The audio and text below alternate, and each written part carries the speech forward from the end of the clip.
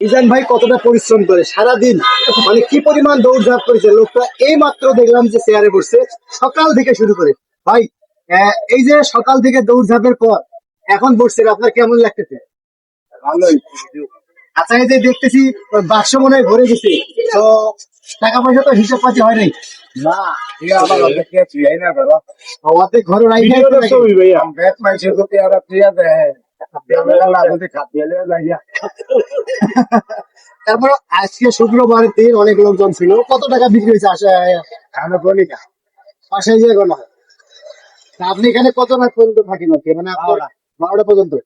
খাওয়া দাওয়া তো প্রায় শেষের দিকে, তারপরে কি করে? বেচা কিনে ঘর হয়, তো ভুড়ি টকশো মকশো করি আমরা করে নেয়া। ও মানে মিজান ভাইকে যে মানুষ সবাই আগে বলতো, এখন আর বলে না। মিজান ভাই এখন কিন্তু ইউটিউবার ফেসবুকদেরকে আলাদা করে সময় দেয়, কারণ উনি হচ্ছে ওনার কার্যক্রম যখন শেষ ঘোষণা করে তারপর এখানে ইউটিউবারদের সঙ্গে ফেসবুকারদের সঙ্গে আড্ডা দেয়, সময় কাটায়। দেখ দর্শক, আপনাদেরকে যে জিনিসটা আমি বলতে যাচ্ছি, দেখেন একজন মানুষ ভাইরাল হওয়ার পর অনেকে কিন্তু মূল্য বেড়ে যায়।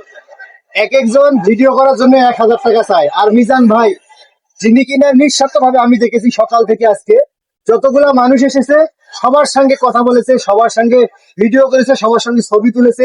এমনকি যে অসুস্থ লোকগুলো এসেছিল তাদের সঙ্গে উনি কিন্তু ভিডিও করেছে, এত ব্যস্ততার মাত্র। যাই হোক, এই যে অসুস্থ রুগী যে আসে, আপনার